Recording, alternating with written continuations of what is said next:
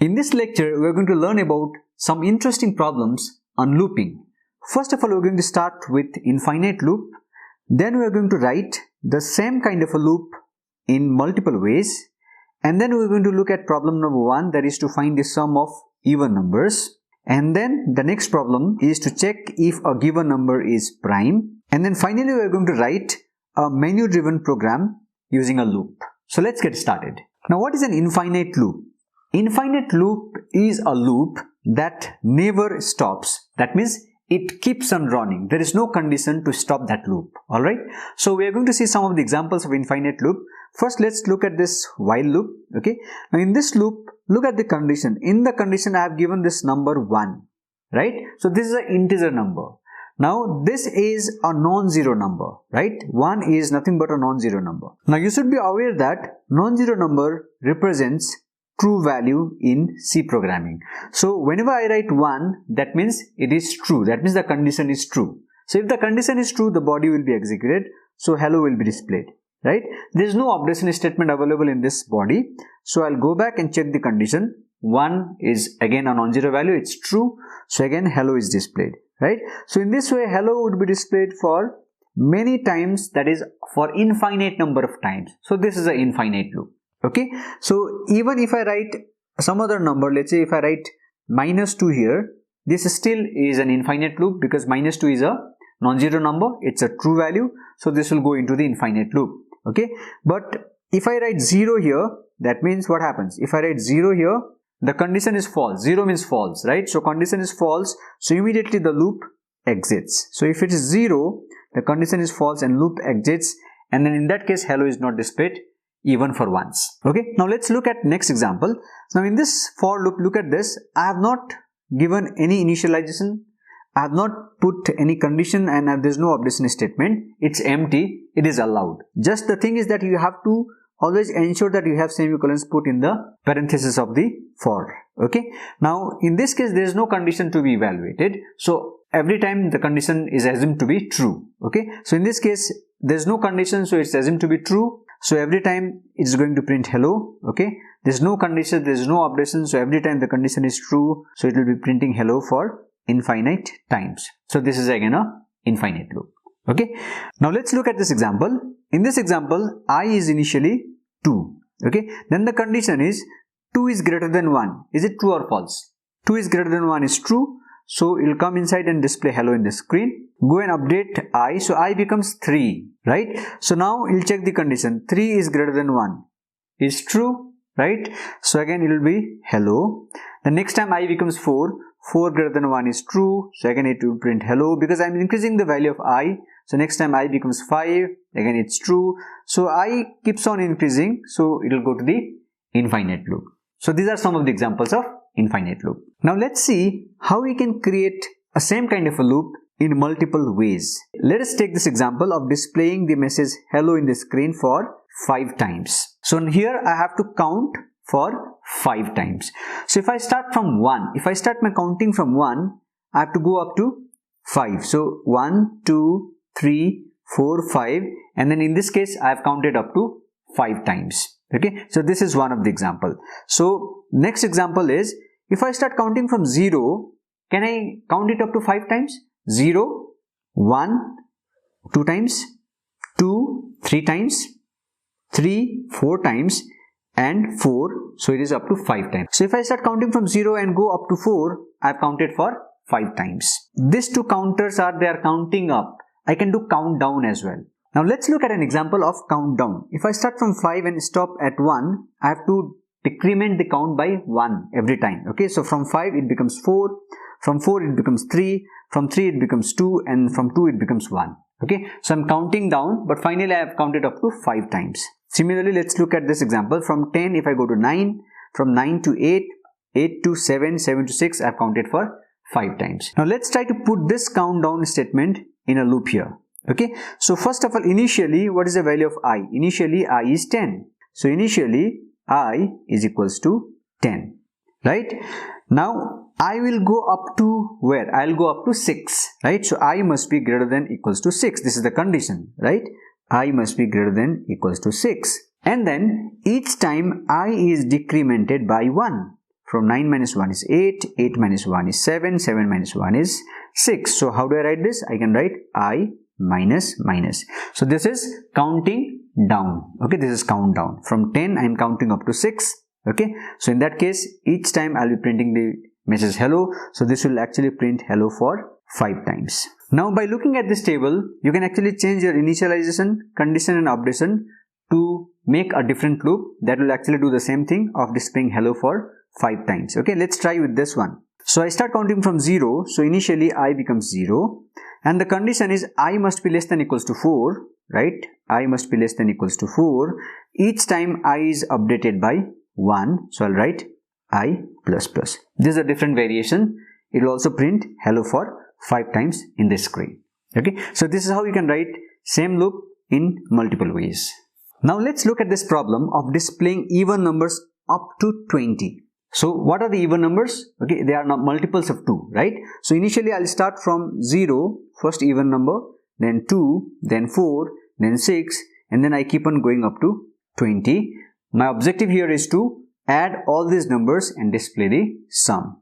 Now let's assume that each of these numbers is represented by a variable num. Initially num is 0, right? The first value of num is 0, and finally what is the value, last value of num? Last value of the number is 20, so number should be less than equals to 20. Each time here I am incrementing by 2 because I am talking about even numbers, right? So this is plus 2 plus 2 plus 2, so I'll write I equals to I plus 2. Okay, so this is my updation statement. Now how do I find my sum? Initially my sum is 0. So now in each iteration I have to add this num to my sum. So my sum would be previous sum plus the number that is encountered. Okay, so once this loop completes and if I display the sum finally here, it will be the sum of all these numbers. So this is how you can write a program to find the sum of even numbers up to 20. Now you can have a different version of this as well. Now let's say instead of jumping by 2, let me jump by 1. So I equals to 0, I less than equals to 20, I plus plus. That means I am going through all the natural numbers, all the numbers starting from 0 up to 20. That is 0, 1, 2, 3, 4. So I'll be encountering both odd and even numbers, right? So whenever I find the even number, only then I'll be adding. So I'll make a check here if I is the number, right? I mod 2 equals 0. That means the number is even, right? So in that case, I'll write sum equals to sum plus I. Otherwise, I'll not make the sum. Okay? That means I'm adding only if I encounter the number to be even. Okay? Now these two are different solutions for the same problem. Both of them will display the sum of even numbers up to 20. Now let's look at this very famous problem of checking if the given number, let's say the number is n, is prime or not. So first thing first, you should know what is a prime number. Okay, so prime number actually has exactly 2 factors. That means prime number would be divisible only by 2 numbers, that is the number 1 and the number itself. Okay, let's talk about the number 11. Now 11 is divisible only by 1 and 11, and nothing else divides 11. But this we know by experience. But how does a program know that there is no number in between that is dividing 11? So in that case, you will have to divide 11 by each of these numbers starting from 1 to 11. So first I divide 11 by 1. So it is divisible. So I got one factor. Okay. Now I divide 11 by 2, not divisible. 11 by 3, not divisible. 11 by 4, not divisible. 11 is not divisible by 5, 11 is not divisible by 6, 11 is not divisible by 7, 11 is not divisible by 8, it is also not divisible by 9, 11 is also not divisible by 10. How do I check if it is divisible? I'll have to do 11 mod I, right? Now I will be ranging from 1 to 11. Okay, so first of all I do 11 mod 1 and then 11 mod 2. I'll check if I get the remainder as 0. If it is 0, it is divisible. In all these cases the remainder is not 0, therefore it is not divisible. But if I divide 11 by 11, the remainder is 0, so it is divisible. Okay, so I see there are only 2 factors of 11, 1 and 11. So number of factors I'll have to count. So number of factors in this case is exactly 2. Only 2 numbers are dividing 11, that is the number 1 and the number itself, that is 11. Okay, so therefore we say that 11 is a prime number. Now let's look at a different example. Let's say the number is 9. Okay, so first of all I'll start dividing 9 by 1.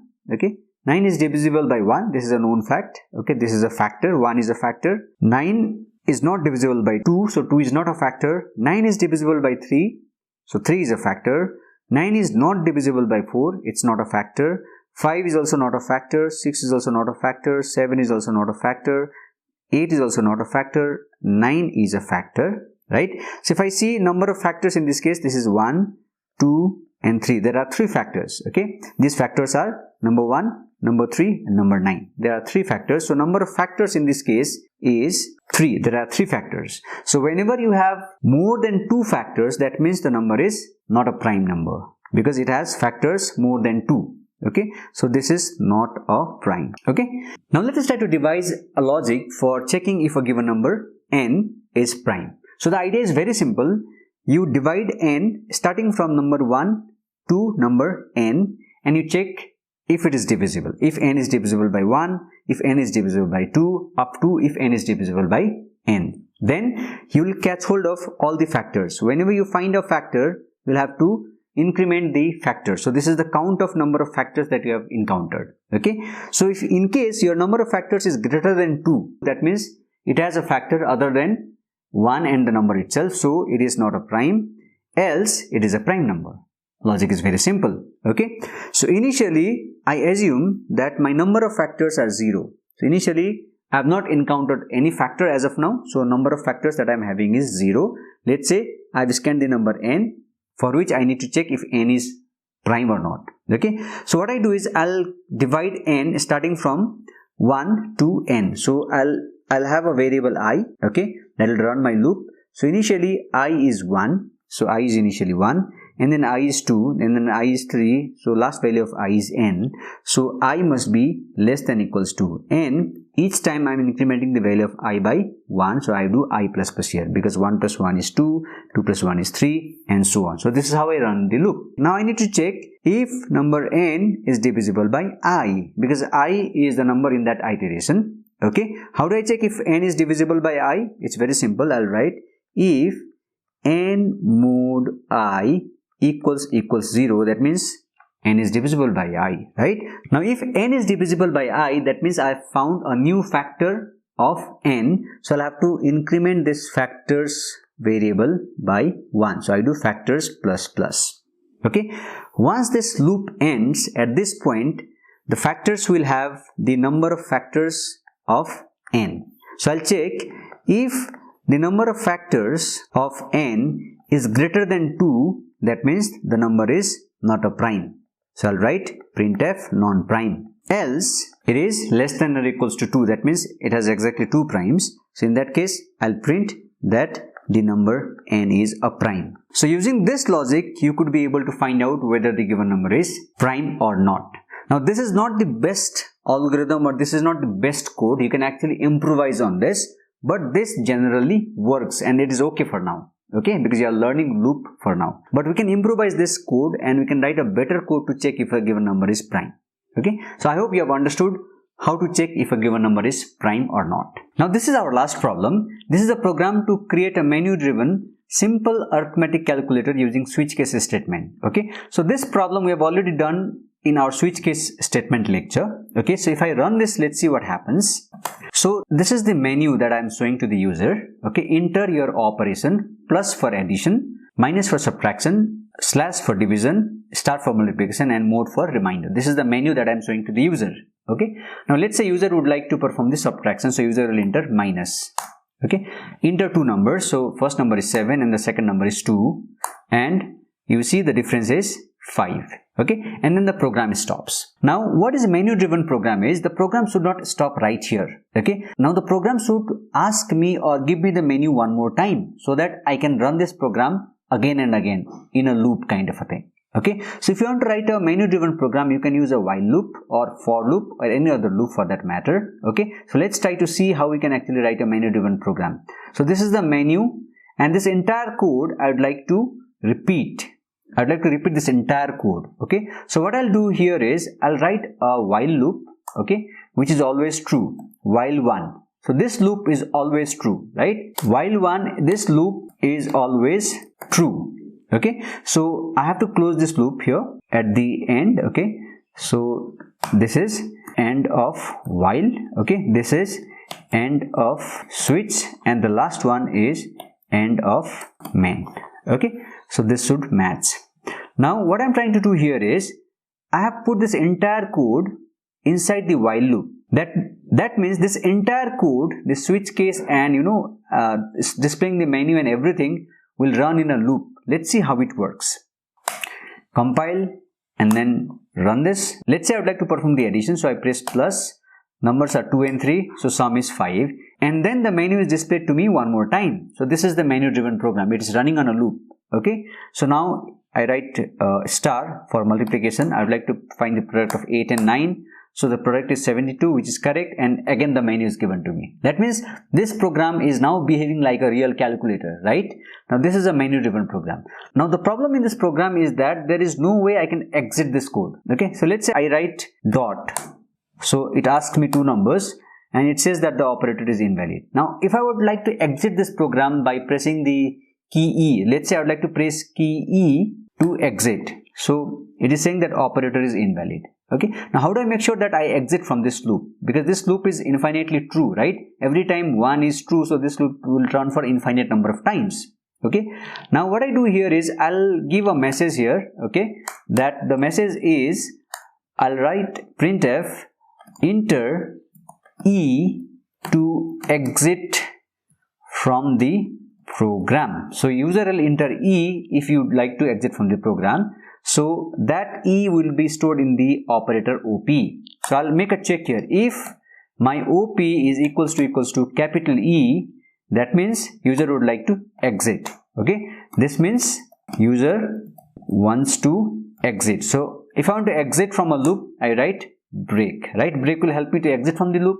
So whenever this break is encountered, because this break comes inside this while loop, see, so this will exit from this while loop and it will come after the while loop, end of while. So here let me try to print end of program.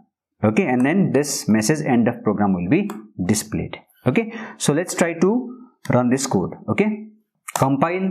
So there is an error here. It is expecting semicolon before scanf, so line number 26. So let's go to line number 26.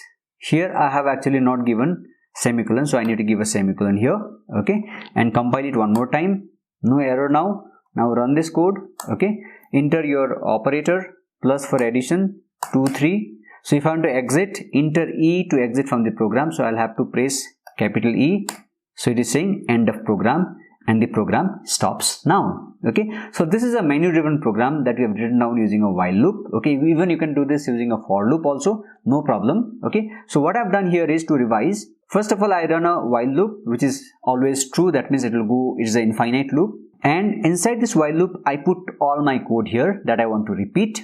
Okay, and I ask the user, if user wants to exit, to press the alphabet capital E. Okay, whenever that is pressed, I'll exit. How do I exit? I'll just have this keyword break. So break will take me outside of the loop. So break will take me outside of the loop. So it will take me to line number 57. And then it will say that program is done. End of program is displayed. I hope you have understood how menu driven program really works. So in this lecture we have learned about different problems related to looping. We have done some demonstration and we have also written down a program to demonstrate how menu driven program works. Okay, that's all in this particular lecture. Stay tuned.